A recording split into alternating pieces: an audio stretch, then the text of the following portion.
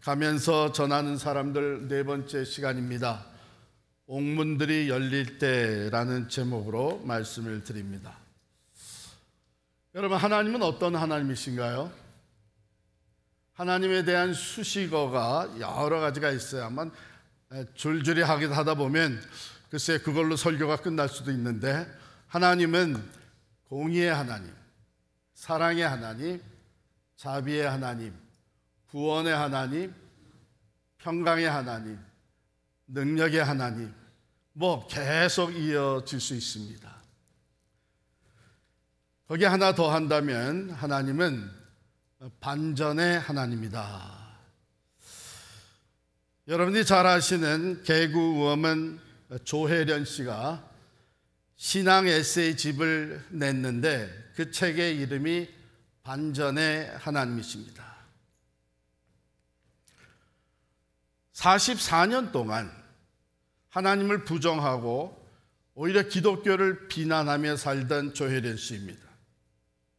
45세가 되었을 때 기적처럼 예수님을 만나고 예수님을 영접합니다. 그래서 일본 불교를 믿으면서 불경을 독파했던 그 조혜련 씨가 이제는 성경을 외치는 성경 바람잡이가 되었고, 웃음을 주는 개그우먼이었던 조혜련 씨가 이제는 성경을 알리는 바이블 우먼이 되었습니다. 하나님이 예비하신 곳에 보낸 곳에 가서 복음을 전하며 성경의 소중함을 알리는 일에 열심을 다하고 있어요. 근데 여러분, 성경을 가만히 들여다보면 성경에 나오는 이야기들은 거의가 다 반전의 이야기입니다. 몇 가지 예를 들어보죠. 요셉, 형들에게 죽임을 당할 뻔했다가 형들이 차마 죽이지는 못하고 노예로 팔았습니다. 그런데 그가 애굽의 총리가 되는, 그리고 형들이 나중에 그 앞에 와서 꿇어 경배하면서 양식을 구하는 반전의 주인공이 되었습니다. 모세는 태어날 때부터 결국은 나일강에 버려져야 했던 인생이었는데, 그가 후에 출애굽의 역사를 일으키고 그리고 이스라엘의 가장 위대한 지도자가 됩니다. 반전이죠. 사람들에게 무시받던 기생 라합이 예수님의 조상이 되고, 이름도 없던 목동 다윗이 이스라엘의 최고의 왕이 되고, 범죄해서 하나님의 계명을 버리고 결국은 아들에게 반역을 당해 쫓겨나갔던 다윗이 다시 반전되어 회복되는 이야기가 성경에 기록되어 있습니다. 에스더, 룻, 다니엘, 그리고 다니엘의 세 친구, 이 모든 이야기들은 하나님이 반전의 역사를 일으켜 주셨던 이야기들입니다.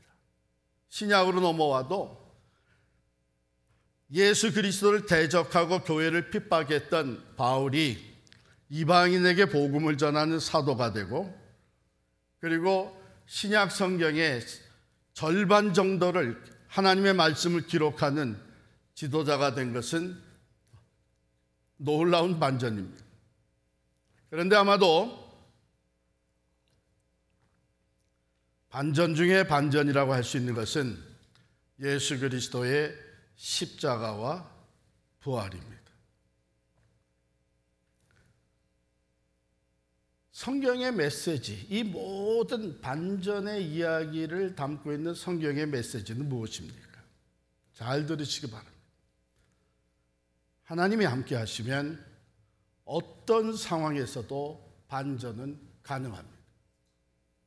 어제도 오늘도 영원토록 동일하신 하나님이 함께 하시면 지금 여러분들의 삶이 어떤 상황에 인간적인 눈으로 볼 때에는 불가능한, 회복이 전혀 가능해 보이지 않는 상황에 놓여 있어도 반전이 가능한 것을 믿으시기를 바랍니다.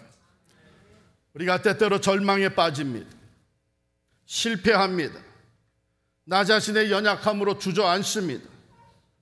그러나 하나님을 바라보며 하나님 앞으로 나아갈 때에 하나님은 여러분 각자를 통해 우리 자신을 향해 가지고 계시는 그 반전의 새로운 역사를 일으켜 주시는 분이신 줄을 믿습니다.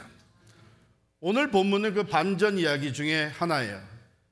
24절 말씀 읽겠습니다. 24절입니다. 같이 읽습니다.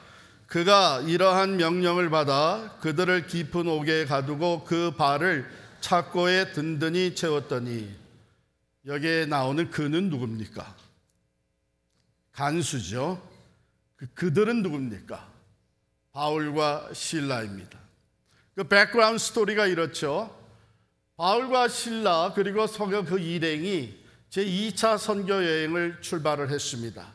본래 목적은 1차 선교 여행 때에 개척했던 교회들, 그 성도들을 돌아보면서 믿음을 더 굳게 세워주고 소아시아에서 복음을 전하는 것이 목적이었습니다. 그런데 가는 길마다 자꾸 막히는 거예요. 바울은 예수의 영이 우리의 길을 망갔다, 이건 하나님이 원하시지 않는 것 같다 하는 생각이 들기 시작을 했는데, 밤에 환상을 봅니다.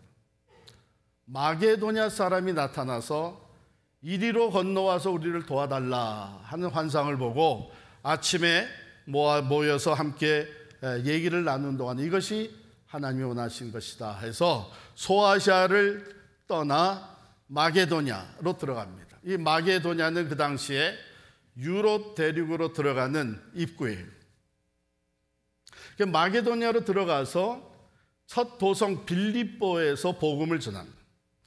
그래서 루디아라고 하는 여인을 만나게 되고 예수를 전하고 그가 세례를 받고 루디아의 집에서 가정교회가 시작이 됩니다. 요즘으로 얘기하면 이제 마이크로 처치가 바로 그런 것이죠. 그러고서는 이제 또 날이 바뀌어서 기도하러 나가다가 한 여자아이를 만났는데 이 여자아이가 귀신이 들린 거예요. 귀신이 들려가지고 이 여자아이가 귀신같이 점을 치는 거예요. 그러니까 이 여자아이 종의 주인들은 신바람이 났습니다. 왜? 이 귀신 같은 점을 치러 오는 사람들이 돈을 내고 그 점을 받아가지고 치고 가니까 부자가 되는 거예요. 돈벌이가 이게 심심치 않은 거예요. 근데 그 여자아이를 만났는데 그 여자아이의 그 귀신을 쫓아내 줍니다. 그래서 아이가 온전한 상태로 돌아와요.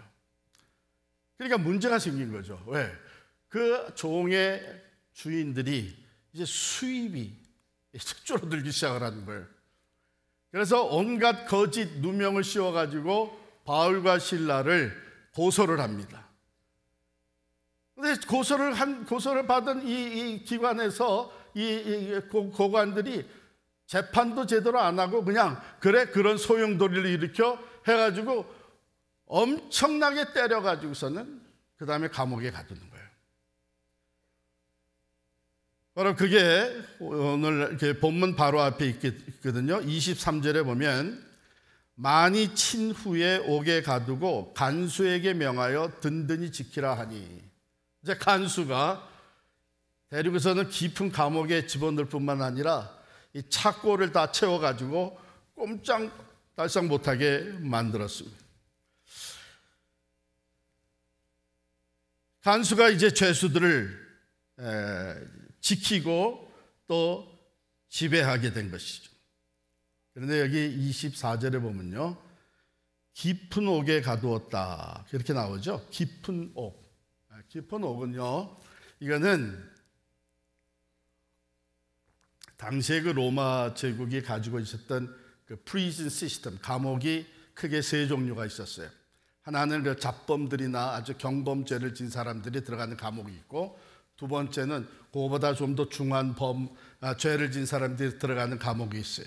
여기에 있는 그 깊은 감옥은, 그 깊은 옥은 플리아놈이라고 불려지는 거였는데, 여기에는요 강력범이나 사형수들을 가두는 감옥이었습니다. 어처구니 없잖아요.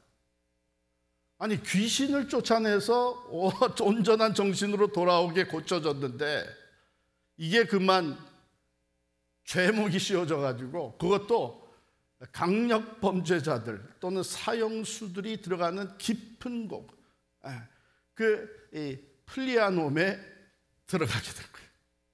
얼마나 억울해요. 얼마나 불법적이에요. 자, 이런 상황 속에서 놀라운 일이 이제 벌어집니다. 여기 보면 한밤중에 이렇게 오늘 본문이 시작을 하죠. 한밤중에. 이게 한밤중이라고 하는 것은 문자 그대로 밤입니다. 깊은 밤입니다. 여러분, 매를 실컷 맞고 큰 고통과 아픔 가운데 있으면 잠이 오겠어요? 그러니까 한밤중에도 잠을 못 이루고 있는 것이죠. 그런데 여기 한밤중이라는 것은 또 다른 것을 생각하게 만드는데 시간적인 한밤중일 뿐만 아니라 육체적인 큰 고통 가운데 있는 것을 생각하게 해줍니다. 그것뿐이 아니고 한밤중, 그 시간이 몇 시가 되었든지 간에 바울과 실라에게는 심적인 큰 고통이 있을 수밖에 없죠. 우리가 사실은 대낮이지만 우리의 마음에 심적인 큰 눌림과 고통이 있으면 그건 한밤이나 밤중이나 마찬가지죠. 생각해 보세요. 이게 죄를 범하다가 끌려온 것이 아니고요. 선한 일을 하다가 왔습니다. 뿐만 아니라 복음을 전하다가 왔습니다. 그것도 하나님이 인도하시는 것이 이 지역이다 확신을 하고 마게도냐로 들어와서 빌립보 성에서 복음을 전하다가 왔습니다. 그러니까 이 상태는요, 심적으로도 상당한 갈등과 회의와 고통이 일어날 수 있는 상황이에요. 우리도 신앙생활을 하다 보면, 살다 보면 우리의 믿음이 흔들릴 때가 있죠. 믿음이 흔들릴 때, 내가 그렇게 기도했는데, 이렇게 열심히 신앙생활을 했는데, 또 하나님을 위해서 이렇게 봉사를 했는데 펼쳐지는 상황을 보면 믿음이 흔들리는 거예요. 왜 이런 고통과 갈등과 실패와 또 위기에 우리가 봉착해야 되는가? 믿음이 흔들려요. 옛 시인 다윗도 믿음이 흔들릴 때가 있었죠. 여러 번이 있었는데 그 중에 하나가 다윗 왕이 나라를 잘 다스리고 있는 중에 아들이 반역을 일으킵니다. 이 반역이 엄청나게 크게 반역이 일어났는데 그 이유는 이 아들이 압살롬이라고 하는 아들이 아주 치밀하게 준비를 했어요. 반역이다 했을 때는 벌써 나라가 넘어갔어요. 민심이 모두 압살롬에게 쏠렸어요. 다윗은 급하게 왕궁을 빠져나갑니다. 얼마 안 되는 사람들이 다윗과 함께 피신을 합니다. 말할 수도 없는, 누구에게 호소할 수도 없는, 왜? 자기 아들이 반역을 일으킵니다. 여러분, 그런 가운데 시편 62편을 다윗이 기록을 했습니다. 제가 한번 읽어드릴게요. 시편 62편 5절 말씀입니다. 나의 영혼아 잠잠히 하나님만 바라라. 무릇 나의 소망이 그로부터 나오는도다. 오직 그만이 나의 반석이시요 나의 구원이시요 나의 요새이시니 내가 흔들리지 아니하리로다. 나의 구원과 영광이 하나님께 있으며 내 힘의 반석과 피난처도 하나님께 있도다. 백성들아 시시로 그를 의지하고 그의 앞에 마음을 토하라. 하나님은 우리의 피난처시로다.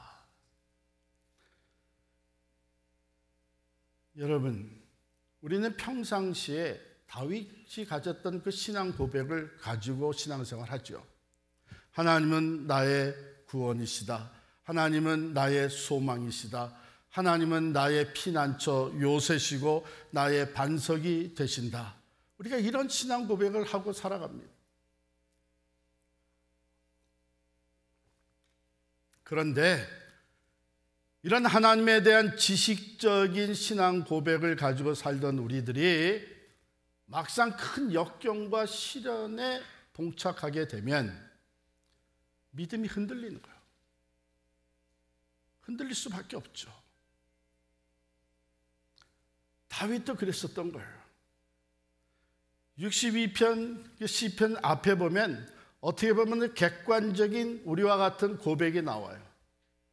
하나님은 우리의 구원이시요 방패이시요 반석이시요 피난처시요 요새시요 이런 것, 그런 것을 가지고 있었는데 막상 이 큰 역경과 시련에 부딪혀 보니까 믿음이 흔들리는 거예요.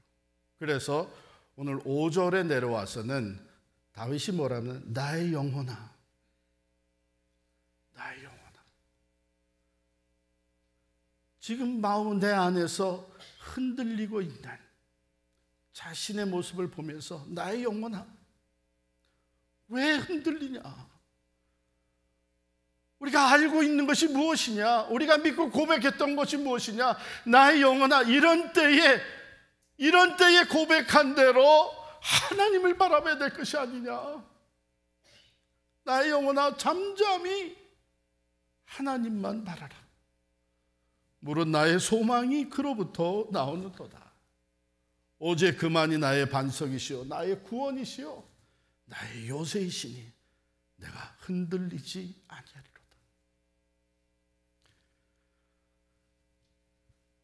바울과 실라가 그 믿음이 흔들릴 수밖에 없는 그런 상황에 깊은 감옥에 갇혀 있어서 뭘 했는가? 다윗이 고백한 것처럼 바울과 실라도 하나님을 바라봅니다. 성경은 바울과 실라가 기도하고 찬송하였다 이렇게 기록하고 있어요. 기도하고 찬송하였다. 우리 보통은요 찬송하고 기도합니다. 우리 모여서 기도회 하면 먼저 찬양을 한 20분 30분 하고 그 다음에 기도로 들어갑니다. 큐티 할 때도 그렇습니다. 찬송을 먼저 한 장 부르고 그 다음에 말씀 보고 기도합니다. 그런데 여러분, 급해지면요, 고통이 너무 크면 찬송할 여유도 없어요. 하나님 살려주세요. 내가 이렇게 역경과 시련 가운데 떨어져 있습니다. 하나님 나를 불쌍히 여겨주세요. 하나님 어디 계십니까? 하나님 우리를 구원해 주세요. 하나님께 먼저 그저 굴복하고 우리의 마음을 토해낼 수밖에 없는 그런 상황이에요. 여러분, 바울과 실라가 그 고통 가운데 찬송이 먼저 나왔겠어요? 하나님, 이런 어려움과 시련과 역경 가운데 있는 하나님의 뜻이 뭡니까? 우리 믿음이 흔들리지 아니하도록 하나님의 뜻을 깨닫게 해주십시오.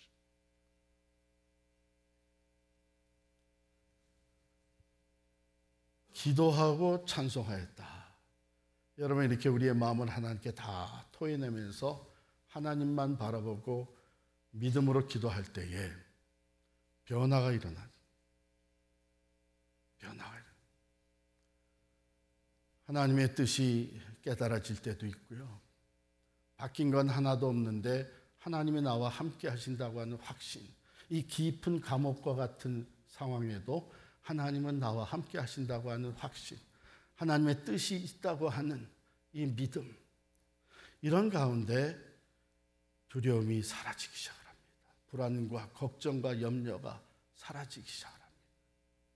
여러분, 그래서 새벽에 나와서 막 부르짖고, 나올 때는 말할 수 없는 고통과 두려움과 불안과 걱정을 가지고 나왔던 성도들이 새벽에 막 부르짖고 그 다음에 돌아갈 때는 찬송하는 거예요. 예수가 함께 계시니 시험이 오나 겁없네. 기쁨의 근원 되시는 예수를 위해 삽시다. 그래서 여기 보면 바울과 실라가 기도하고 그리고 찬송하였다. 그런데 한밤중에 그 주변에 있는 다른 죄수들이 듣더라. 그렇게 됐어요. 그때 갑자기 반전의 사건이 시작이 됩니다. 큰 지진이 일어났어요. 옥토가 흔들립니다. 드디어 옥문이 열려버립니다. 그뿐만 아니라 창고가 다 풀려나갑니다.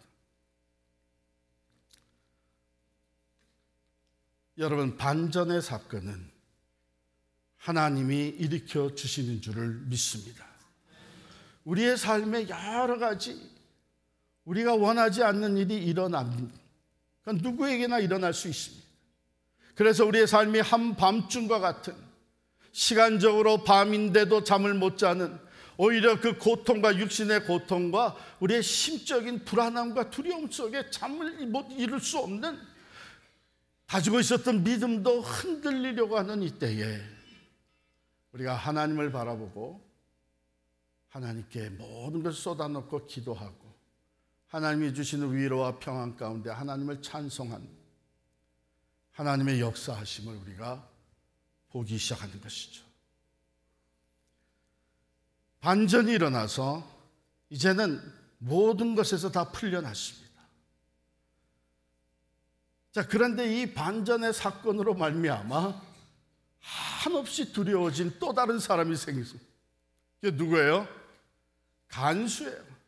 죄수들을 지키고 죄수들을 다스리고 있어야 되는 이 간수가 잠을 자다가, 밤중이니까 잠을 자다가 막 흔들리니까 벌떡 깼어요. 깨보니까는 옥문들이 다 열려버린 거예요. 무슨 생각이 들었겠어요? 난 이제 죽었구나. 죄수들을 지켜내지 못했으니까, 다 도망갔으니까 난 이제 죽었구나.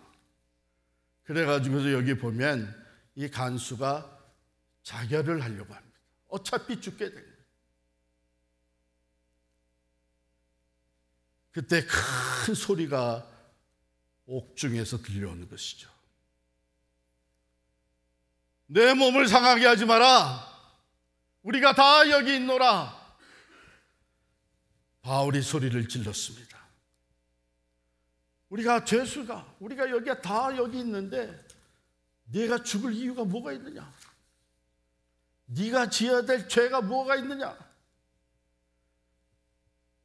여러분, 이게 종종 이 반전이 일어날 때에 하나님의 은혜로 우리의 기도의 응답으로 우리에게 놀라운 반전, 놀라운 회복의 역사가 일어날 때에 그때 때로 그 반전의 사건으로 말미암아 오히려 두려움과 위기와 어려움에 처하는 사람들이 생길 수가 있습니다. 바울과 실라가 죽으려고 했던 이 간수, 그 간수에게 소리를 치면서 죽지 못하게 합니다. 그랬더니 간수가 확인을 하는 거예요. 등불을 달라고 그러고선 등불을 가지고 들어가서 다 보니까 정말 옥문은 다 열려버리고 창고도 다 풀어졌는데 죄수들이 거기 있는 거예요. 이 놀라운 상황 가운데 이 간수가 어떤 위대한 힘에 눌리게 되는 것이죠. 이게 도대체 무슨 역사냐? 그에게는 이 두려움에서부터 이제는 경외심으로 발전하게 됩니다. 상상할 수 없는 일 가운데 옥문이 열리고 창고가 풀렸으면 다 도망가야 되는 이 상황 가운데, 그래서 자기가 자결하려고 하는데 오히려 큰 소리로 나를 위로하고 죽지 못하게 하고 이 모든 상황을 들어와 직접 보게 해준 바울과 실라 앞에 간수는 엎드립니다. 굴복을 합니다. 그리고 그들을 데리고 나가서 묻는 거예요. 선생들이요, 내가 어떻게 하면 여기서 구원을 받을 수 있겠느냐. 무서워 벌벌 떨면서 바울과 실라 앞에 무릎을 꿇었습니다. 그리고 데리고 나가서 선생들이요, 내가 어떻게 하여야 구원을 얻을 수 있겠냐. 그때에 바울과 실라가 얘기합니다. 주 예수를 믿어라. 그리하면 너와 네 집이 구원을 얻으리라. 주 예수를 믿으라. 그리하면 너와 내 집이 구원을 얻으리라. 여러분, 이때에 바울과 실라가, 잘 들으세요, 간수, 당신 잘못은 없습니다. 이게 지진이 일어난 것이고 옥문이 열린 것이고 착고가 다, 그런데 우리가 죄수들 다 도망가지 않게 다 막아놨으니까 이제 당신은 우리를 위해서 변명을 해야 됩니다. 우리의 증인이 돼야 돼요. 그래서 우리가 정식으로 풀려날 수 있게 해야 됩니다. 이런 얘기 하지 않았어요. 자기 자신을 먼저 생각했다면 그렇게 얘기를 했겠죠.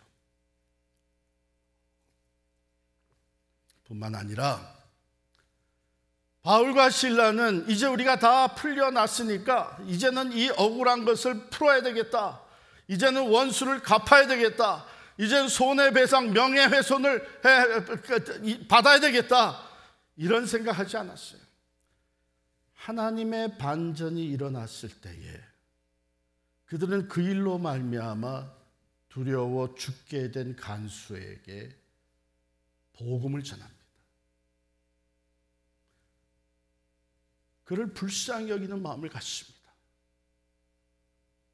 그래서 주 예수를 믿어라. 그리하면 너와 네 집이 구원을 받으리라. 여러분, 이거 아주 중요한 교훈이고 우리가 꼭 받아야 됩니다. 하나님께서 우리에게 은혜를 주셔서 기도에 응답해 주셔서 우리의 삶이 회복되어질 때, 하나님의 반전이 우리의 삶에 시작되어지고 진행되어질 때, 우리는 그 일로 말미암아 두려워할 수 있는 사람, 오히려 위기에 봉착하게 된 사람을 불쌍히 여기는 마음을 가져야 합니다. 하나님의 반전은, 하나님이 우리를 회복시켜 주시는 것은 물론 우리를 자유케 하시고 우리를 회복시켜 주시고 우리를 다시 세워주시는 목적이 있지만, 궁극적인 목적은 하나님의 영광을 위한 것이고 죽어가는 영혼이 구원에 이르게 하시는 것이고 하나님의 나라가 세워지는 것을 위해서 반전을 일으켜 주시는 것을 기억하셔야 돼요. 전 지금까지 우리 대한민국의 정치에 대해서 여기서 얘기해 본 적 한 번도 없습니다.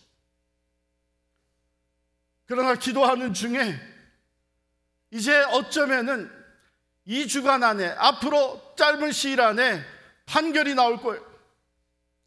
어떤 판결이 나오든지 지금 둘로 나눠져 있는 이 두 그룹이 다 반전이라고 얘기할 것 같아요. 이쪽도 자기들이 원하는 대로 판결이 나오면 이거 반전이다. 이쪽도 그렇게 얘기할 것 같아요. 그렇게 되면 무슨 일이 일어날까요? 이제는 우리가 반전을 일으켰으니까 이제는 잃어버렸던 걸 다 찾자. 이제 억울한 누명 다 벗어버리자. 이제는 잘라버릴 거 다 잘라버리자. 이러고 나오지 않겠어요? 그런데 이때 적어도 우리 그리스도인들은 하나님의 뜻을 살펴야 됩니다. 반전으로 말미암아 상대는 어려워질 것이고 두려워할 것이고, 이때에 적어도 우리 교인들은 이것을 통해서 어떻게 복음이 전해질 수 있는지, 이것을 통해서 우리가 어떻게 예수님 하나님 안에서 하나가 될 수 있는지. 여러분, 교회 안에도 둘로 나눠져 있는 거 제가 잘 압니다. 저는 한 번도 어느 편이고 어느 편을 주둔한 적이 없습니다. 어느 편이 나쁘다고 얘기한 편이 없습니다. 그러나 교회도 둘로 나눠졌어요. 이제 판결이 일어나게 되면 그것이 우리에게 주어진 반전의 승리라고 생각하며 우리가 서로를 더 공격하고 서로를 비난하고 깎아내리고 잘라버리는, 전 이런 일이 일어날까 봐 두렵습니다. 적어도 교회는, 사회는 얼마든지 그렇게 할 수 있습니다. 그러나 교회는 어떤 결과가 나오든지 그 반전을 통해 하나님의 영광을 받으시고 하나님의 뜻이 이 땅에 이루어지고 이 반전의 역사가 어떻게 복음이 전파되는 데에 쓰여질 수 있는지, 여러분 여기에 관심을 두셔야 합니다. 그래서 서로를 배려하고 잘했다 틀렸다 보다도 연합하여서 이제는 교회는 하나님의 나라를 세워가는 일에 관심을 가지고 나가야 돼요. 바울과 실라를 통해 주시는 메시지가 분명히 있습니다. 그들은 얼마든지 이제 자유의 몸으로 뛰쳐나갈 수 있었고 앞을 다투면서 서로 도망갈 수 있었습니다. 이제 모든 억울한 것을 다 벗어버리고 자유인이 되어 마음껏 자기들이 할 수 있는 일을 할 수 있게 되었습니다. 그런데 그들의 관심은 이 일로 말미암아 죽게 된 간수, 선생이 내가 어떻게 하여야 구원을 얻을 수 있는가? 그 영혼을 불쌍히 여기는 마음으로 그들은 도망가지 않는, 그를 위로하고 그에게 복음을 전합니다. 주 예수를 믿으라. 그리하면 너와 내 집이 구원을 얻으리라. 예수 그리스도 안에 참된 평화, 사회적인 질서, 영원한 하나됨이 이루어질 수 있는 줄을 믿습니다. 이 간수가 그 복음을 받아들여 예수를 믿고 그 집안이 다 예수를 믿고 다 함께 세례를 받게 되었습니다. 제가 과테말라의 선교지를 방문한 지 얼마 안 돼서 그곳에 한국에서 파송받아 오신 유광수 선교사님 부부를 만났어요. 이분들이 파송받아서 그 비아누에바라고 하는 지역에 초등학교를 세워서 그 기독교 교육을 시키는 초등학교를 통해 선교를 하기로 작정을 했습니다. 그런데 와가지고 이제 준비하는 과정에 강도가 선교사님 집에 들어왔어요. 그래가지고 학교 세우라고 받은 그 선교 지원금 가지고 들어온 돈 이제 다 가지고 도망갔어요. 근데 강도가 이 부부를, 선교사님 부부를 딱 묶어놓고 입을 소리내지 못하게 막아놓고 구석에다가 끌어앉혀놓고 다 강도질해서 도망갔어요. 이 일을 당한 후에 사실은 믿음이 얼마나 흔들릴 수 있었겠어요. 선교하러 왔는데 하나님이 왜 보호해 주시지 않, 여러 가지 생각이 들었다 그래요. 그런데 포기하지 아니하고 이거 여기에도 하나님의 뜻이 있을 것이다 생각하고 기도하면서 다시 또 파송했던 교회나 사람들에게 알려서 이런 일이 벌어졌습니다. 죄송합니다. 그러나 하나님의 뜻이 있는 줄 믿고 우리는 여기를 떠나지 않을 것입니다. 선교금이 계속 들어왔고 다시 모아서 좀 늦었지만 개교하게 됐습니다. 그래서 처음으로 학생 등록을 받는데 쭉 등록을 받는 중에 한 아버지가 아이를 데리고 왔는데 그 강도가 온 거예요. 여러분 사람 마음은 다 똑같아요. 아무리 강도질을 해도 자식은 잘 되기를 원합니다. 그때 마음이 흔들린 거예요. 이 강도를 고발을 하나, 뺏겼던 걸 다 빼앗을 다시 돌려받을까? 하나님의 은혜를 주셔서 아무 일도 없었던 것 같이 그 아이 등록을 받고 교육을 시켰어요. 나중에 선교사님 부부가 하시는 말씀이 이 강도 그곳에 이제 갱스터 멤버인데 자기 아이가 그 학교에서 공부를 하니까 학교를 보호해 주더래요. 그런데 이 학교에서 졸업한 아이들이 중학교를 가니까 그 지역의 중학교에서 갑자기 의문이 생긴 거예요. 얘들은 어느 초등학교를 다니다 온 아이들이래 이렇게 다르냐? 어떻게 이렇게 학생들이 착하냐? 어떻게 공부를 이렇게 열심히 잘하고 성실하냐? 다른 거예요. 그래서 알아보니까 이 선교사님 세운 초등학교에서 공부한 아이들이 중학교에 간 거예요. 선교사님한테 문의가 왔습니다. 어떻게 교육을 합니까? 다른 거 다 우리 똑같이 하는데 우리는 성경을 가르칩니다. 그리고 기도를 가르칩니다. 결국은 소문이 퍼져가지고 그 과테말라 교육청에서 그 전국에 있는 공립초등학교 한 300만 명의 학생들에게 성경을 가르칠 수 있도록 도와달라 요청이 온 거예요. 그래가지고 오늘날에는 200여 개가 넘는 학교에 벌써 한 15만 명의 어린이들에게 성경을 가르치고 있습니다. 할렐루야. 반전이 일어났습니다.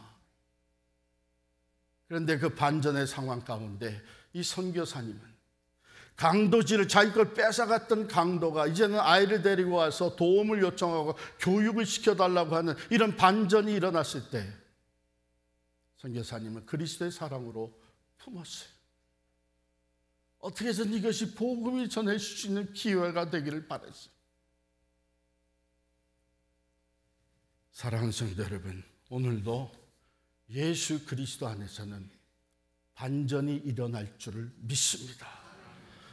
반전 중에 가장 큰 반전은 십자가와 부활입니다. 십자가 예수님 못 박아 죽였습니다. 사흘 만에 예수님 다시 살아나셨습니다. 이 부활의 사건은 빛이 어둠보다 강하고 진리가 거짓보다 강하고 사랑이 미움보다 강하고 생명이 죽음보다 강하다는 것을 보여주신 부활 사건입니다. 그러므로 사랑하는 성도 여러분, 여러분들이 우리가 지금 어떤 상황에 놓여 있든지 우리는 빛이신 예수님을 바라보고 진리이신 예수님의 말씀에 순종하고 그 예수님의 사랑을 실천하면서 회개하고 주께로 돌아오게 되면 반드시 반전이 일어나게 될 줄을 믿습니다. 십자가 후의 부활의 영광과 승리가 오늘도 우리들의 승리가 될 줄을 믿습니다. 일어나시겠습니다. 우리 함께 찬양하고